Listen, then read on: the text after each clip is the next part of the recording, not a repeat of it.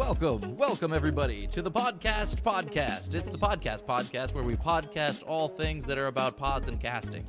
Joined with me today is my podcast host, Podcast Larry. I'm Podcast Paul. Today on our podcast, we'll be podcasting all podcast things that have to do with podcasts. Well, sir, do you have any comments about today's podcast? Great. Excellent. I'm glad I asked a podcast-style question. If you want, I know you love our channel, you enjoy our content, smash that like button, hit that subscribe, and eat your inbox because all of our stuff is coming at you. It's not accurate. That's Podcast Paul to you, sir. It is a podcast. Podcast Paul. I'm Aaron. This is Podcast Paul. And our podcast is really about OSHA. I mean, it can be. It might be more successful if it was about how to do a podcast. And Well, there are podcasts about how to do podcasts already, actually. But this is the most podcastiest of podcasts. This is the best podcastness. Because its only topic is podcast. All right. Well, in actuality, we are the Evil Safety Dudes. And we're all things OSHA, occupational health, and safety. I mean, we're pretty safe. Which is actually security, too. Well, I mean, yeah, man. There's a lot that goes into safety. Actually, people dying at work from being murdered. That's one of the top ways to die. That is very at not work. safe. So we're employee health, safety, and security. So a lot of people don't realize that. They think you're just about OSHA. Well, OSHA is also about workplace violence, which we need to do a show on. They come from I the just land keep down getting under ideas. Now. All there right, you go. Write it down. Yeah, workplace violence From OSHA. All right. Oh, dingo ain't your baby. So our real show is Evil Safety Dudes, all things OSHA. And what's today's actual specific episode on, though? Oh, it's the podcast. I mean, I know that was the funny fake intro, but there's got to be a real. Today, we're catching up on where we left off last week talking about HazCom. And how that is like the worst name. We're not actually going to talk about HazCom. We're going to talk about all the things OSHA should have named the HazCom standard. Okay. That's what we're going to do. I don't know if we can get that much time out of that, but we could definitely throw it in there. But hazardous communication, which is a lot to say. So then people say HazCom, but we're really talking about what is HazCom? It's chemical safety. Yeah, chemical safety. Chemical Employee chemical safety. Why couldn't they call it chemical safety? I don't know. It'd be like if you were going to teach a gun safety course and then you just called it a safety course. People were like, oh, a general safety course? You're like, oh, no, this is very specific to firearm safety. Yeah. And because they're like hazard communication. Oh, we're talking about hazards? Oh, no, specifically chemical hazards. I think there's an ongoing issue with the people who make the acronyms in the chemical safety world. And it seems to be just focused on chemicals because HazWhopper is one of the worst acronyms I've ever seen in my life. Terrible acronym. You got hazardous, which is the has part. Okay. I'm going to write it out. HazWhopper. And then operator. Hazardous, H-A-Z. Or is it operations? Hazardous waste, operations, and emergency response. Yeah. So hazard gets 3 letters. Yeah, this is the has. Waste gets 1. The W. Operations gets 2. And then emergency and response only get 1. So it just makes no sense. 3 letters, 1 letter, 2 letters, 1 letter. If there's an acronym police, they need to get all over that one. This is a HazWhopper. Yeah. And if there was a labeling police, they should get over hazardous communication. If I was Burger King, I would be upset. Well, everybody's first thought when they hear HazWhopper is a Whopper that's gone bad. Well, no, it's what happens after you've had a Whopper. What's the matter with you? HazWhopper. HazWhopper. It's the condition. Well, once you're holding it, you has a Whopper. Oh, I got it. Yeah. That's what you got, man? I has a Whopper. I has a Whopper. But it's so there you go. There's our acronyms for There's you. a nougat for you just to take with you for the rest of your day. You're welcome. I can't explain it this way. Okay. Hazardous communication. It means how employees communicate the hazards of the chemicals to the employees. Yeah. Or the employer to the employees. Yeah. Yeah. But, that's not like given in the name. No, not at all. But anyway, I am joined by my partner in crime, Mr. AJ HazCom, and he is authorized OSHA outreach instructor, but he's also a HazWhopper instructor. I am. And Yeah. I'm also joined by Aaron Iacino, the podcast aficionado of the podcast, who is also a HazWhopper instructor and a OSHA authorized outreach instructor. And one of these days, it's coming up soon. There's a little bit of hiccup in scheduling, but we'll get him on the show. We're going to bring our HazWhopper instructor, the guy who trained us. I mean, it was a team of people. But the infamous Ron Snyder. Could you imagine Don, Ron, and John all on the same podcast? Yeah, they should have their own podcast. I would just sit there and listen to them. We couldn't have them three all on one show. It would just, let's do it. It would be shoot for the moon. Yeah, it would be interesting. Like all of our podcasts. I mean, Don wouldn't say 5. anything. He would laugh. John enjoys them. All right. So anyway, HazWhopper, HazCom, chemical safeties. Ron Snyder. We're just saying important things, right? Well, I'm trying to get to the the gist of what we're talking about today. Yeah, chemical safety. Some of the issues that we have is employers don't think they have hazardous communication needs. I'm talking to somebody all the time, and I go, "Oh man, we got to get you up to speed on your HazCom program." Oh, Aaron, we don't have any hazardous materials here. Oh no. Hey, actually though, if you want to talk about getting up to speed, would you get me up to speed on you? Sure. How you been? Last week, we're talking about going and fighting. Anything going on this week? Our next big event, we're bringing in like a 2-time world team. Who's we? Wrestler. Like you and your family, you're gonna have this guy stay at your house. No, the club I teach at, our MMA club. But Tony Ramos, he wrestled at Iowa. He's now a coach out in North Carolina. Tony Ramos, this dude's a big deal, and we're bringing him in to do our wrestling camp. So we're super stoked about that. Anybody that does wrestling, grappling, MMA, you just gotta train with this guy. Does he have like any titles, or is he just like a whole bunch of them? He's like some cool guy, two-time world team member, and how many times he's won the NCAA. But now as a coach, how many NCAA champions he's made, and like the accolades of his students is a big deal. So this guy's just crazy awesome. Yeah. That's fantastic. He will pick you up and slam you. Well, now I gotta go. Yeah, and so he's coming soon. So that we're gearing up towards That's fantastic. All right, what about you? Did you catch any bass yet? Not yet. We're waiting. We're gonna let the water get a little warmer because it's still like 40 degrees every day. Okay. But we've been doing some landscaping out front. We're laying down some rock Seen any out gardener front. snakes yet? I haven't had any in my yard. We actually got like a lot of hawks over my area, and so I think they're grabbing them. I think so. That or I don't catch them in my garden often at all. Well, that's cool. We got some big moles in my neighborhood though, big moles. But we're laying down Moles some rock, and bowls.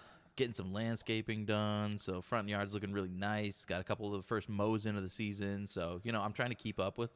I'm surrounded by a bunch of these retired gentlemen who have super lawn people. Oh my gosh, they're so, and I'm like and they super jealous. Scoff at you when they see a dandelion. I feel like they do.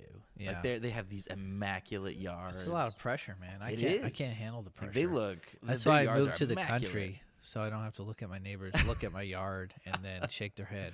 Yeah, it's honestly how I feel sometimes. And then like me and this other gentleman across the street. So whenever I'll take care of my yard, he'll come out. Even if he's got nothing to do, he'll come out and like start like trimming or like picking up stuff. Like gotta I can't keep up with the HazComs. Yeah, it's interesting. Like, my wife and I, we always note it. Like there he is. Yeah, it's weird. It is a little weird. All right, so on today's, it's an important deal. This is Every what I day is say important, about. Aaron. I know, Every but day. chemicals, it's completely senseless when there's a chemical injury because there's this thing called a safety data sheet, which is the chemicals playbook. Yeah. And it contains everything you'd ever want to know, didn't know you wanted to know, didn't think to ask. It's got it all in there. It's got the chemical strengths, its weaknesses, how to protect yourself, how to put it out if it catches on fire, what type of personal protective equipment to wear, what it's made out of, what not to store it with, what to do if it spills. It's like everything is spelled out. Mm-hmm. So, and yet people still get cancer or get some kind of disease from inhaling stuff or damage their liver or, absorb it in the skin and get poisoned or lose their eyesight or, burn up their face with a splash. And, when you got all the information on it. I just think there's no reason for it. It's totally it's totally avoidable at that point. Like totally, completely avoidable. What I try to tell my students is, you know, a lot of them have played sports. Yeah. So I ask them, I say, how many of you guys were made to watch tape on your opponents? You know, and all football players, you know. Yeah, probably raise your hand. Various different sports do that. And they'll raise their hand. I go, why did your coach make you do that? I go, oh, so we could see what we're doing wrong. I said, is that the only reason? He said, no, we watch tape on our opponents to see what they are good at and what they're bad at, so we can make a plan. We could exploit their weakness. Right, you know? right. Learn as much as you can. Yeah, and we could prepare ourselves for what they're strong at. So that they can win. And I'm like, okay. Yeah. So having that tape was really valuable. They're like, yeah. Yeah. I was like, all right, imagine if you had a spy on the other team and the coach made a playbook with every single play they were going to run in order, and they were going to stick to it. Yeah. And your spy copied that, and they didn't know it. So you got all the data. Everything, every play they're going to run, and then the spy brings it to you. And you know every single play they're going to do. And imagine you still lost. Well, that would be my own fault. I think you should quit. I think you're done with this sport. Your sport. team should disband. Yeah. If you knew, they're going to throw long. Right. You know, and you didn't set up right, and you know who they were going to throw to, and you didn't, like, double team them. Their safety wasn't ready. Like, you know, or you knew they were going to run, who they were going to hand the ball off to, and you didn't have the line shift. Like, if you knew what they were going to do and they still whooped you. Right. It's sad. Like, it's embarrassing. Yeah. Like, I would seriously question if I should continue. Yeah. If I have that kind of data and I can't win. Yeah. You know. No, that's fair. And then the students agree to be like, yeah, you'd suck real bad. Yeah. You and I'm like, stink. all right, well, let me throw it back at you now. So you got hurt with the chemical when you had their exact playbook. Yeah, you know exactly how this chemical works. So exactly how to protect yourself. So by your own words, you suck real bad. You need to quit. Go work somewhere else. But I just feel like that's an applicable analogy because, I mean, we got all the data we need not to get hurt with the chemical. I totally agree with that.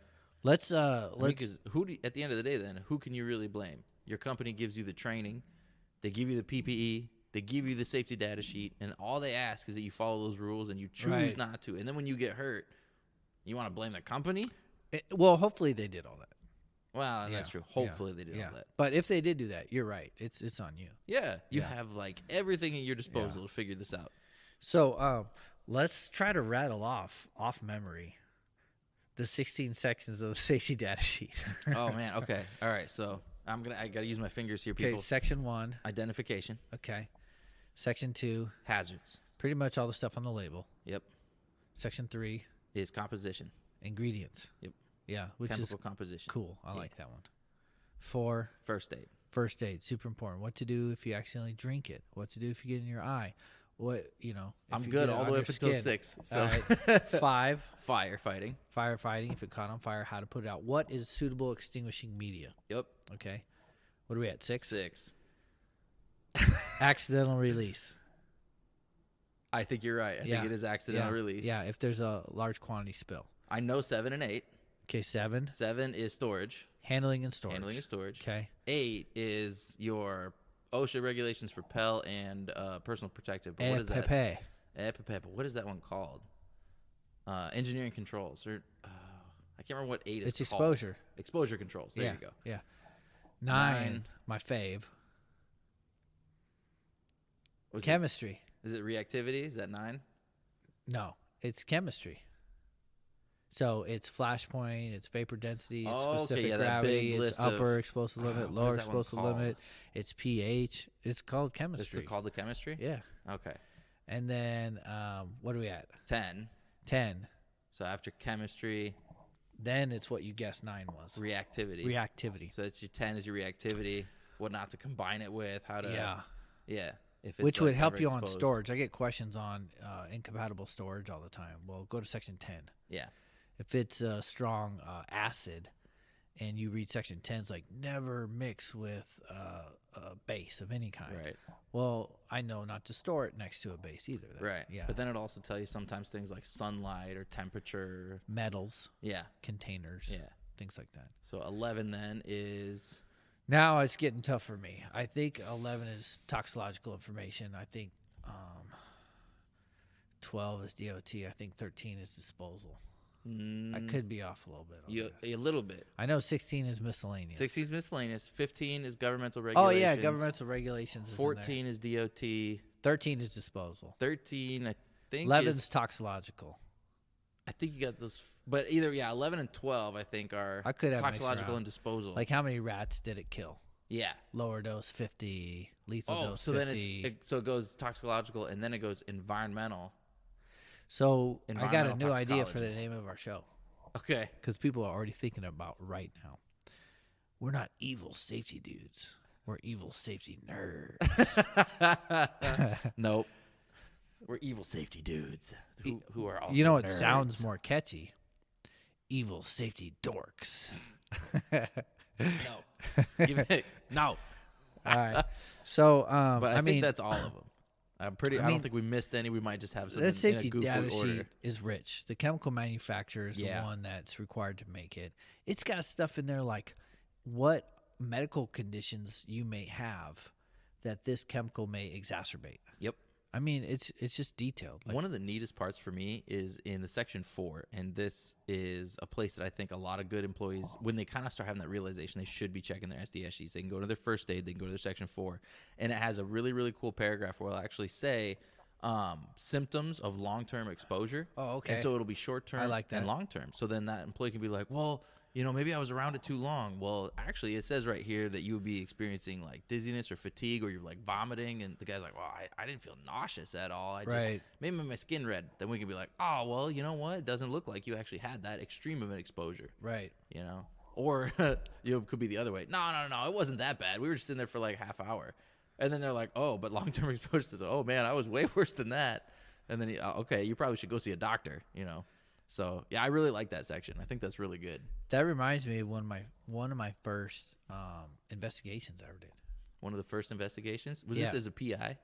No. For those of you who don't know, Aaron was a private investigator. This was just as an evil safety dude. Oh, okay. Yeah. I mean, when you say investigations, I'm always like, PI. Well, I've done more accident investigations as an evil safety dude than like work comp fraud that I did as a PI. All right. Well, I've just been a safety guy longer. Okay. But anyway, so this is one of the first investigations. Yeah. So employee health and safety investigations, accident investigations. So we got a company, local, but they got like 13 crews that work all over the country.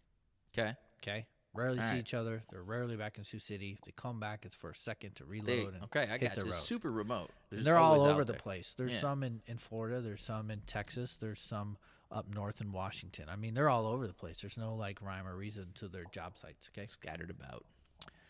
But all of a sudden, for those of you who can't see Aaron, he just gave me the crazy eye. One by one, each of these crews starts coming up with these mysterious illnesses and symptoms. But are they all similar?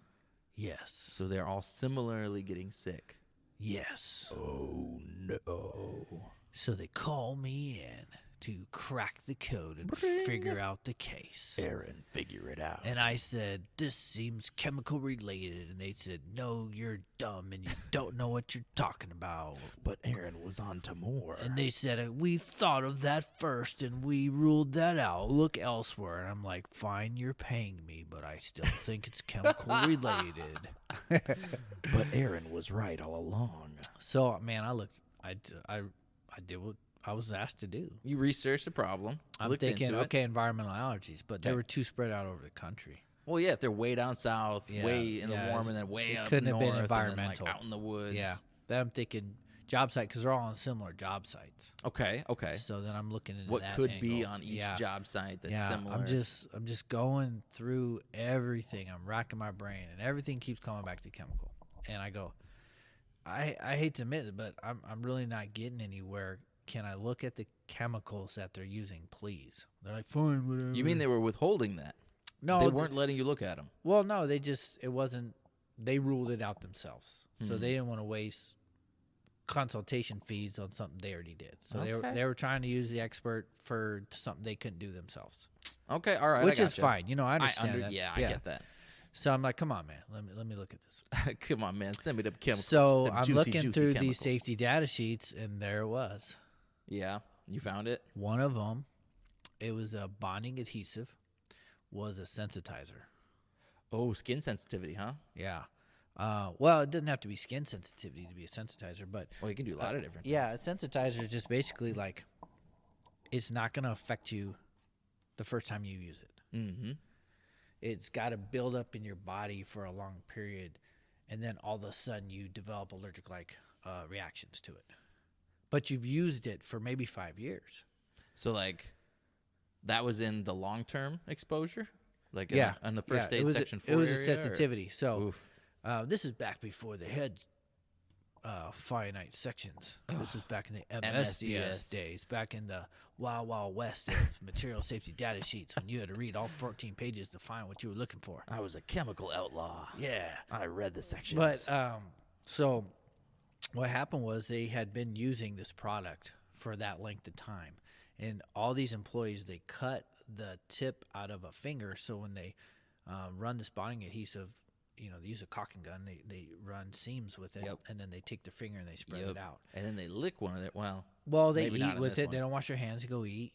They grab a cigarette. Right. You go to the little roach coach on site. You grab a burger. You Right. put your hands all over that burger. But no, it's probably actually absorption through the skin, which got them. But it took years to develop.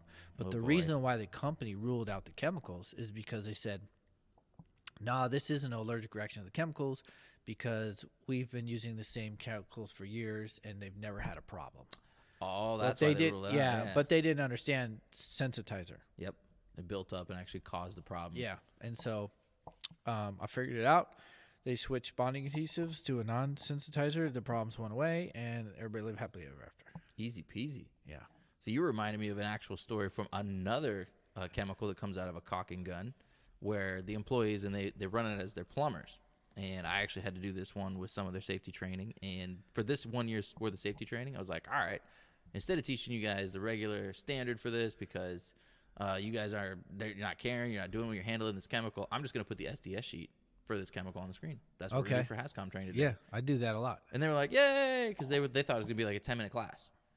And kind of a long story short, because it takes a little bit, you find out that this chemical, its preferred method is direct absorption through the skin. Okay. And the way they used it was they would use a caulk gun, and they would take one finger and smooth it out. And then to make it look perfect on the inside of a building, they would lick another finger and then smooth it out even more. A separate finger, though. Yeah, but then probably not all of them. Yeah, a dozen times later, though, you were licking on top of that. So the first one was always the heavy, crusty one, and then the smooth one always got So you would lick it all day. That's gross. Well, then come to find out, licking your fingers is gross, AJ. I mean, okay, you just called somebody that we know gross. So, anyways, licking your finger when you count money, that's gross. That is kind of gross.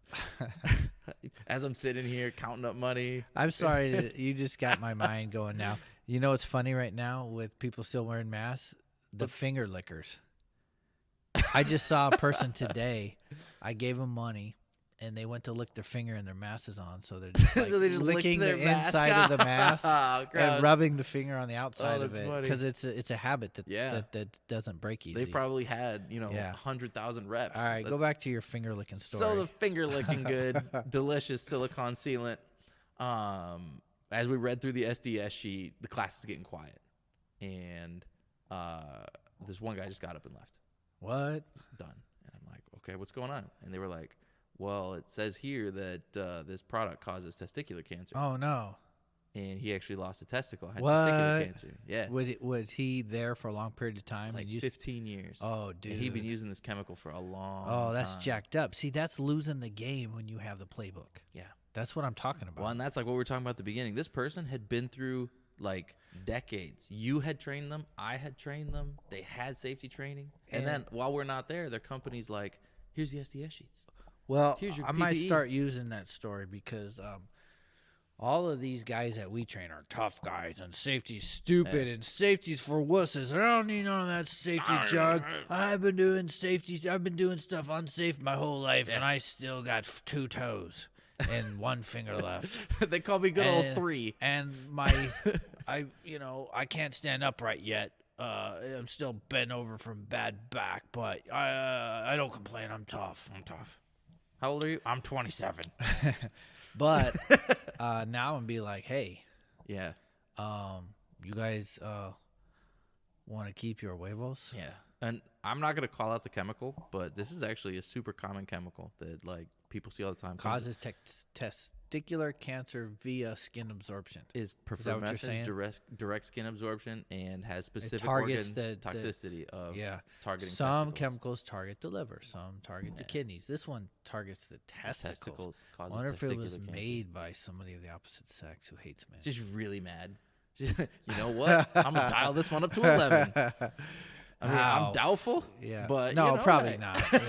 I just conspiracy theorist in me. Immediately. But yeah, he was really upset. We had to have a little talk, and he was like, "Man, like, my company really do this to me," and like I kind of had to be like, I mean, dude, like you have all the training in the world, you have every PPE at your disposal for free, hanging out of your back pocket. You can get as much as you want, and we're constantly telling you before you use any chemical, read the SDS sheet. We have them compiled. We have all of them. Every one of your pickups you go to a job site in, that sheet that we just read on the screen today is in your truck. It rides next to you everywhere you go. Right. But that safety stuff is for wusses. Yeah, man. Why would I? Squares. Nerds. Yeah. Dorks. Geeks. Why would I read that? I'm cool. He's cool. Well, yeah, and that one, I mean, that's too bad. That sucks. That's exactly what I'm talking about. But now, honestly, like, and he's still in my classes, and when we get to chemical safety, he straight up will be like, "Yup, guys, seriously." Yeah, he's probably the loudest going, "Amen." Well, because, I mean, kind of, it took him a little bit, but after he had that reaction, he was like, "So wait a second. You're telling me that all I had to do was wear a stupid rubber glove when I do this one thing? And I could have avoided this major illness, major problem, traumatic experience, probably a very unpleasant surgery, very unpleasant recovery." Yep. Yeah. Yep. Okay. Well, yeah, that's a bad one. Yeah. So, let's talk about updates because in 2013, OSHA did update this. They did. Hazardous Communication Standard, and they called it GHS, which stands for the Globally Harmonized System. Which, I was going to try to say something stupid. Which, well, it's stupid by itself. I was going to say something, I don't know. Well, it's, okay. Gross it's back to hat, Sam. No, Globally Harmonized System is in and of itself another label that nobody knows what you're talking about. Right. If you know that it's for chemicals, then you're like, well, oh, yeah, the but you have to be globally harmonized. Taught that. Yeah. Because it's funny. When this first came out, I can't tell you how many classes I taught on GHS, just getting because people it was into the new update. Everybody had to get on board. Everybody had to be trained by December 31st. Yep. 2013. It was a law. Dude, they were pushing it. And so we were doing lunch and learns on it and round tables on it. We're telling all our clients. It was a big deal. It was a big change. Yep. Huge.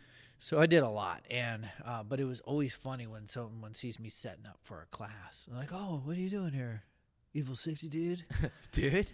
And I was like, "Oh, I'm teaching a class on the globally harmonized system." They go, "Oh, do you switch jobs?" I'm like, "No, no, this is still. I safety thought you training. taught like safety stuff." Yeah. But in their mind, I'm teaching like kumbaya. Yeah, globally harmonized. Yeah. like love, peace on earth. Yeah, for sure. Like, dude, we got to be harmonious with our global brothers and sisters all throughout the earth. Let's love one another. They thought I was gonna teach like one of those fancy HR courses on whatever. I could see you teaching one of those fancy HR courses, like pulling out a globally little bongo. Harmonized system. Yeah. Where's the chemical safety in that? I don't know.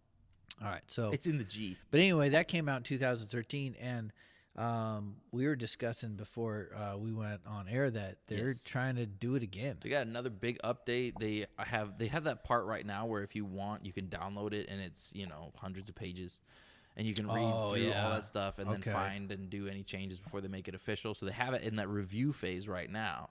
So And it's coming down open. the pipe then, huh? Yeah, it sounds like it. And they're, from what I read, I couldn't discern a whole lot because even they didn't say too much about it. But they want to beef up labels, and they want Again. to 'Cause that was a big part of it. Well, yeah, now labels have to have that 5 sections, and they all have to be Right. complete. And so they want to beef up labels, and then they also want to beef up the way you communicate chemicals to your employees. So That's what the whole thing's about. that's what the whole thing's about. More beefy. Because it used to be right to know. Oh yeah, you're right to know. Then it became the right to understand.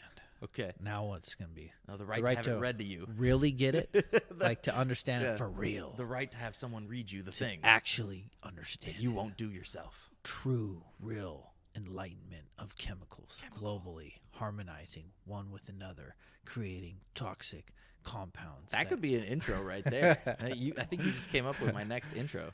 All right, so let's challenge ourselves again. Okay. And you guys may not believe us, but we don't have really any. I mean, we got our phones that we could Google stuff, but this is really coming out of our brain, and we might bomb this. So you know. I'm getting nervous. I don't even know what this is building up to. All right. Well, you said there was 5 things that have to be on a GHS compliant label. Whew. Okay, never mind. I But got that's that easy one. for you. In the bag. I man. had the ASDS one was easier for me. All right, well, do you want to go then? Okay, yeah. So you've got to have the product identifier. You gotta know what it is. Yep. You got to have the signal word Which is either danger or warning. or caution or notice. They got Yeah, more than yeah, 2. 4 words. Oh, okay. Danger, warning, caution, notice. However, I think Notice. caution and notice are for like household chemicals only. Okay. So hang on, I got to start over. Hazard identifier. No, product identifier. Product identifier, hazard word, and then you've got your hazard statement. Okay. So then that would be, caution, drowsy. It'll tell you something about it, right? Right. And then you've got your precautionary statements. Okay. So that'll go through a little bit of first aid, a little bit of storage and disposal, Okay. and then the pictograms. Yeah. So it's all 5 things. The terrible pictograms. Yes. Yeah. And people get mad at me when I teach pictograms. Why? Like I created them. Oh, how dare you? They're like, well, I play that fun game where I'm like, guess what this means? Yeah, I enjoy Because it's supposed to be easy. that. Right. That's the whole point of putting a picture on something. Besides breaking a language barrier. So If I was in Germany tomorrow and I pick up a chemical, right. they're part of the United Nations. They're part so of the they're globally part of, harmonized system. Yes. So they should have a pictogram on their chemical. Because Yep. I'm not going to read German. You might. I mean, I'm not. So, but if I see a symbol on it, I should know about a hazard. yeah. So if it's That's got the like whole point of a it. little fire on it, you're gonna be like, oh, this chemical Okay, is and flammable. that one everybody gets. Right. But let's play. What are they all? I know all 9. I've taught this way too many Okay, bajillion times. so what's the exclamation point? well, that's I was gonna do them all in order, but That's it's even irritant. fancier. That's Irritant. irritant. Okay, so you already did the flame for flammable. irritant. What's the Dragon Ball Z character? Oh, you're talking about the chest? It's the health hazards. It's got the chest. No, coming. that's not Dragon Ball Z. That's the only one I could picture that's got a person on it. It's not a person, but it's totally Dragon Ball Z pictogram. Oh, the flaming letter O. Yeah, the oxidizer. That's oxidizers? totally like Goku and Vegeta. It's more Vegeta's hairline. Okay, I got you It now. totally is like. You never had people guess that when you play that game? Not one They're time. like Dragon Ball Z. Dragon Ball Z. I could see it maybe more or less being like one of their little hand, like a little flame shot, coming out, like a little energy Okay. ball. All right. So we got the flame above the O as oxidizer. We did The flammable, for flame. flammable.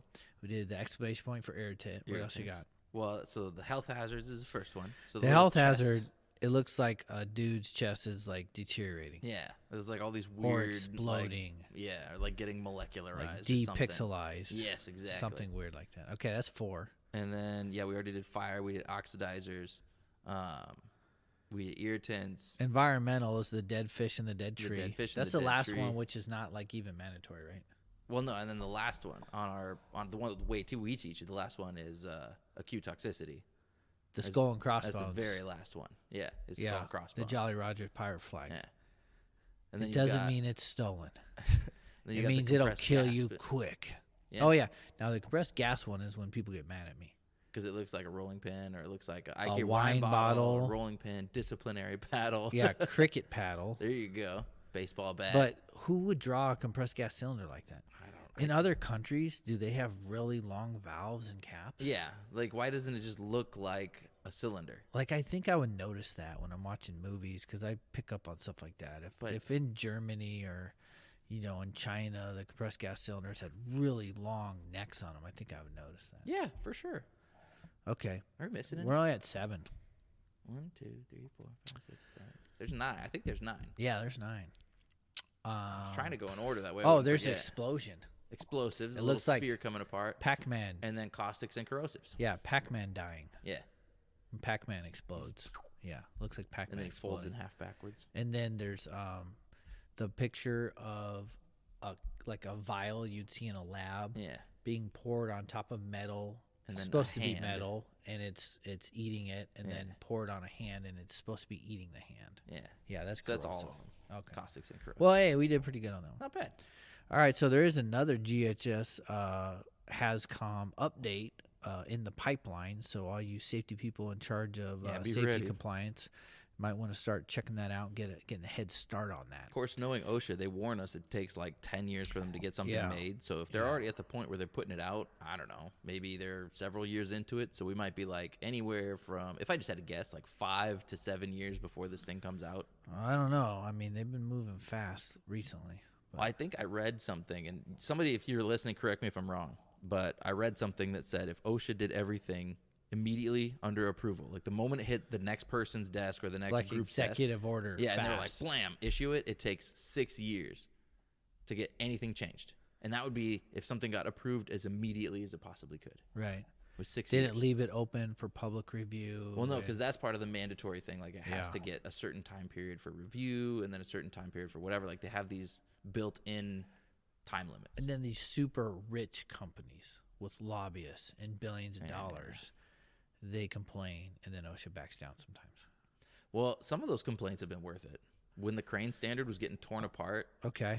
there was a piece We haven't in done there. cranes, by the way, either. Oh, that's true. Or demo. But there was a piece in the crane one that said that if a forklift had a jib attachment on it, it now became a crane, and you had to have the giant, $20,000 Certification, crane operator certification Accreditation, Yeah. accredited course. just to have a Yeah. arm on a forklift. And yeah, they were well, that's like, a bit much. Yeah, they were like, this is kind of crazy. Don't you think this is I'm crazy? glad that Digger Derrick's got an exception. Yeah, because they're not really cranes. I mean, it shouldn't. Yeah. So, All some of that right. was good. Those reviews were good. So, let's talk about the last one. People still aren't up to speed on the last one. They mandated that safety data sheets have a 16-section format where every section is the same thing. So section 4 is the same on all of them. Always the same. And it didn't used to be that way. No, It was hard to find information. It was Safety Thunderdome. And then they beefed up the label requirements. Yep. And then required training. And there's all those codes and stuff. Yep. So you All right. can't just write degreaser on something. You have to actually get a label. It has all 5 of those sections. Let's talk about any new tech that could help us with this. New chemical tech. Yeah, I mean, it doesn't have to be chemical, but HazCom tech. one thing that I noticed was people, when this OSHA change came about, they figured out a way to make money off it. Okay. So they go, oh, man, you need compliance with hazardous communication. We got you for a low, low price of $3,000 a year. We will store all of your safety data sheets in our cloud. Right. And then just give all your employees a username and ID to the system, and they'll be able to log on and find the safety data sheet and read it. Yes. And they'll have an app on their phone. Which, it's cool, I guess. It is cool. The cool parts about some of those is they then would take on the responsibility of making sure the safety data sheet was always the most updated one. If a new one Right. came out, they were on it. Yep. And they would swap out. So you didn't have to do any of that cataloging yourself at all. You were just Right. you just had to type in the name of your chemical. What chemical you got? Oh, we use WD-40. Right. And boom, you always had the It's- most up-to-date yeah, SDS yeah. for WD-40. So that's kind of cool. Yeah, you didn't have to get online, search up your SDS, download it, make sure it was the most up-to-date one. It was just there, done for you. But as far as tech, also, some of those had this really cool label maker built into them. Oh, nice. So I'd find the chemical I'm after. Yeah. Say I'm putting it into a temporary use bottle. Or maybe Cool. it's a permanent use bottle. I'm just taking out a 55-gallon drum. Yeah. It's always going to go in the certain spray bottle. And so I'm not going to use it all up in that shift. I'm not always Right. going to keep it in my possession. So I need a legit GHS Put a label on it. You could go print a label if you had a label machine, with like the sticker material. Like a label. And it would print an awesome GHS compliant label with the NFPA 70M diamonds on it and everything. Nice. It was like with the correct numbers in it. Very cool. Like it took a lot of that legwork. And then you could just stick that right on the chemical. Boom. Nothing to worry about. I told you it wasn't a horror story, but it was a lot of work. I helped one of our groups out where they needed a bunch of stuff printed off, and we printed and laminated a bunch and then put key rings through them. Okay, that's fancy. Well, we were trying to think, how do we do this? And so Worst one I ever did is a company hired me to update their safety data sheets. 1,000 chemicals. Ugh. Took months. Yeah. They didn't have a safety data sheet book. They had about 6. It was like A through D. And then like E through, it was just terrible. It was a long, painstaking, terrible job. Yeah. But they didn't want to do it. They wanted to pay for it. So, that's what we do. Man, when you get to the end of that kind of a job, though, and you feel that relief, like you're just like, oh. Well, this was back in the day where it's all papers, right? So then by the time you get done, you're outdated because with 1,000 chemicals in 3 months, there's probably 10 updated sheets Several that of came them out. have been updated. So it's like, all right, well, we did it, but you maintain it. Ha ha, bye.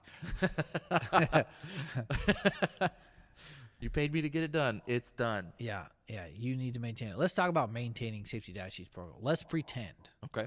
a company has a fine-tuned, adopted HazCom policy.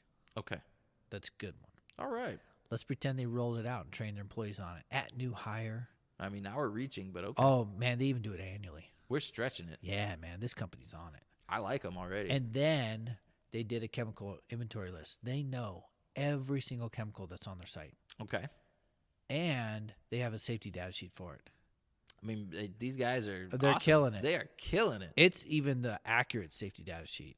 Okay. They don't have 30% acetone, but got the 40% acetone safety data sheet. To have the right chemical They mix. actually have the accurate safety data sheet Okay. for what they have, and it's updated.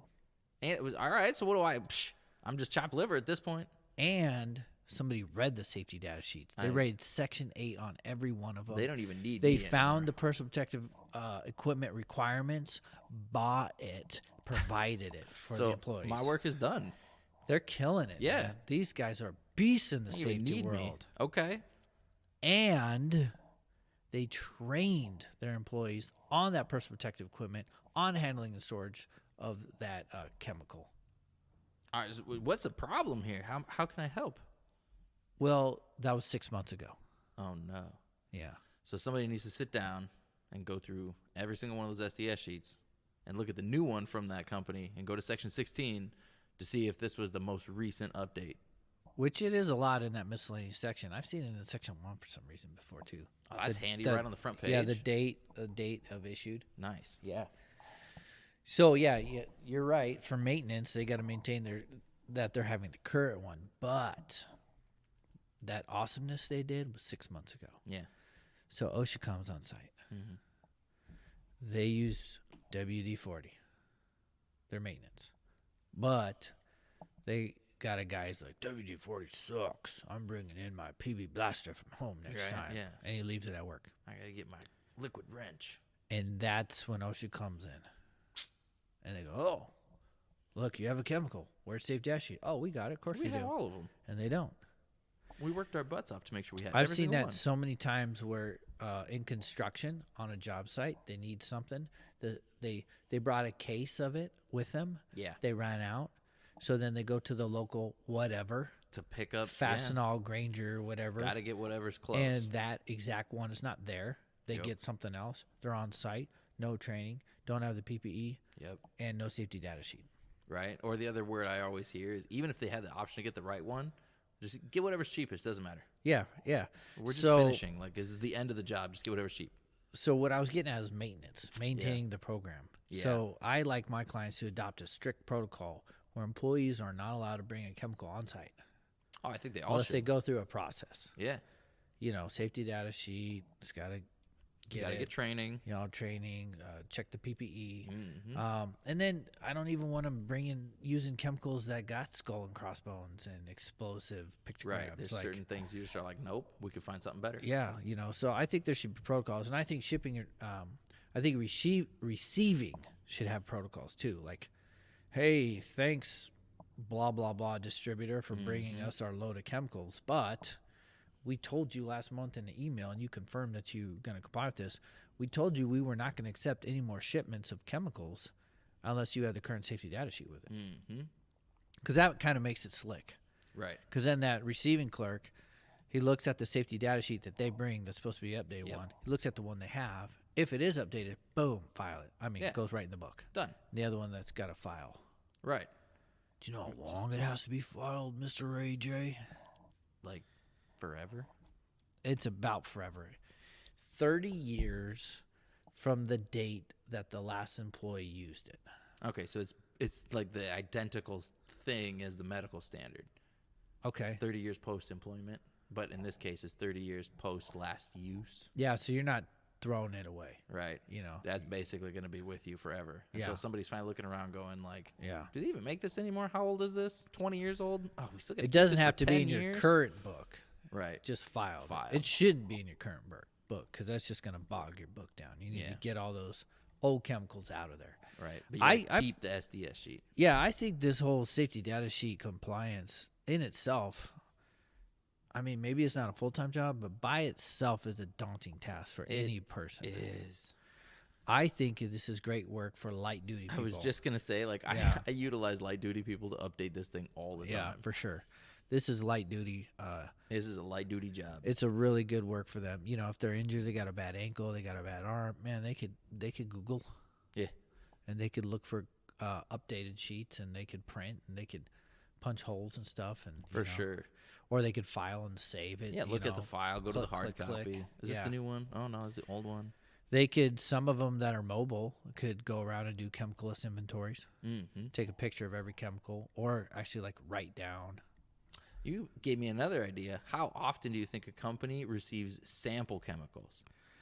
Oh, yeah. We dropped off these new cleaners that your distributor's developing. Would you be interested in testing them out and then telling us what you thought about them and then maybe in the future purchasing these? I just did training on that the other day. For real? Yeah, for real. Dang. So I'm at a company site. They're doing groundskeeping. Okay. It's a maintenance crew outdoor.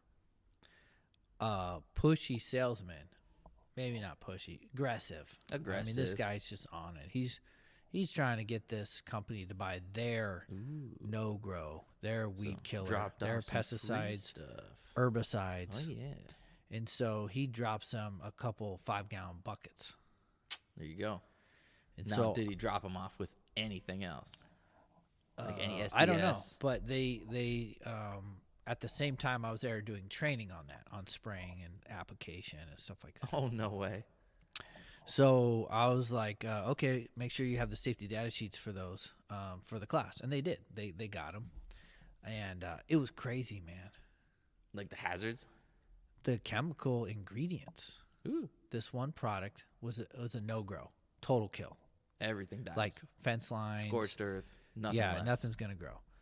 It was fuel oil number 2. Holy crap. Yeah. Fuel oil number 2. And then it was like ethanol. In my pesticide? Okay, cool. I'm talking 70. You know how there's the percentage in Section 3? It was 70% plus fuel oil number 2. The second most ingredient was ethanol. The third most ingredient was some weird chemical. I don't know.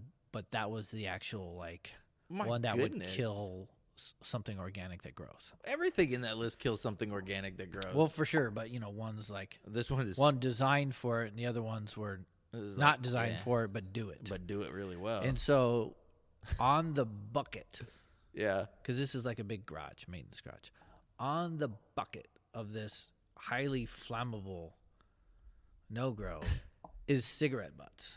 Yeah. And we're going through this, and then it was in a classroom, like a conference. Then we walk back, and then everybody kind of like in your case, how they realize that now that they know They're like, wow, that was dumb. And I'm like, yeah, I probably wouldn't do that anymore. You know? So that raises further questions in my mind. You know how we always catch people using inappropriate fuel canisters on job sites? And that's, of course, in the HazCom standard. They've always got plastic cans. Oh, yeah. You know? Makes me wonder, like, if that I thing was is going to like, try to tell a joke about an inappropriate fuel can. Oh, there you go. You know, like a non-politically correct fuel can. I was thinking more or less then I decided, like, not to. My mind went straight to, like, trapped in the car after coming back from, like, burritos or something. That's inappropriate. Okay, that is inappropriate in a public setting. But you inappropriate fuel can. That's right. Control yourself. Control your fuel.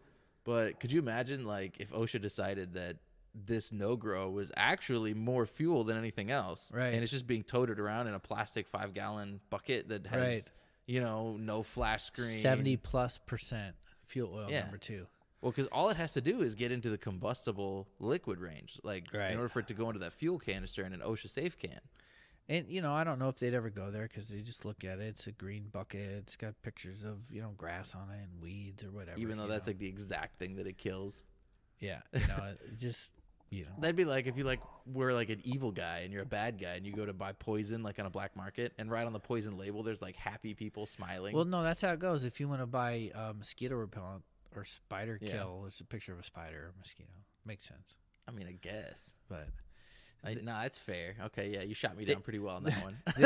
They didn't like my answer because I said, I was like, hey, guys, we always try to use substitution and elimination. You know, we got a hierarchy of controls and risk management. Right. You know, and I said we should substitute this out for something that does a good job but is not going to blow you up. Yeah. And there was a lot of respiratory protection requirements on it too. Even like for an outdoor use, they're like still got to have all this respiratory. Yeah. So I'm like, you know, I know the salesman is really pushing this, but let's do something different here. Yeah. And they go, you know, we respect that and we understand that, and we've gone through plenty, and they're all about the same hazardous, and you know, there's not one that actually works that isn't hazardous. So it's kind of like it's just associated with the job. Like, if you're going to be that person, you have to use these things to do it. Like, you probably won't find a better chemical. Right. And, you know, and safer chemical. I defer to their expertise. That's what they do for a living. Okay. So this is where they really got mad. I said, well, there is a way to get it done and not use this chemical. And they were like, how, Aaron? How? And I was like, it's called a weed whacker. Because what they were doing is they were putting this on fence lines and around the buildings so they don't have to weed whack. So literally just to keep it from growing up those areas, they were just... Which I totally get, man. As a guy who's got a lot of land, like... Yeah. I hate weed whacking. Okay. I hate pulling stuff.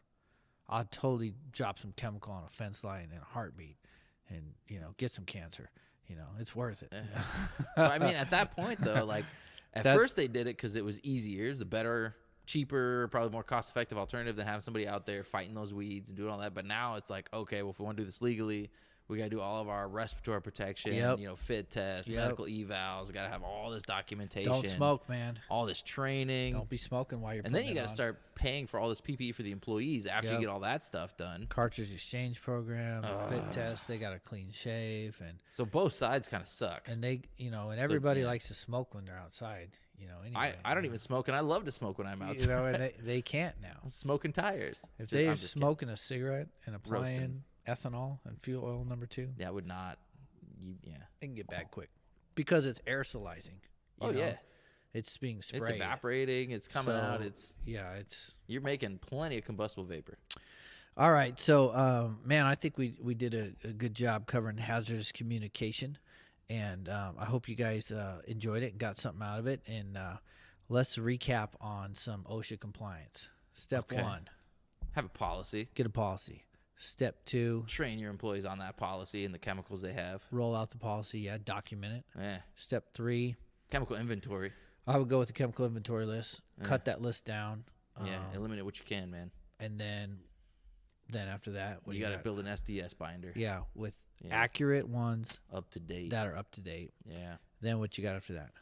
Well, and you're supposed to train on your more SDSs. training. Yeah. On the hazards of chemicals, the PPE required to use the chemicals, and then train on the PPE. Yeah. And then I would go into maintenance, making sure it stays good. Stays updated. Yeah. So a lot of work out there for us, but It's you know, a huge job. that's job security, everybody. Yeah, so that's there you true. have it. And if you don't want to do it, that's why there's people out there like us, the evil safety dudes. Now, we don't really want to do it either, but we will for money. All right, everybody. Until next time, stay safe.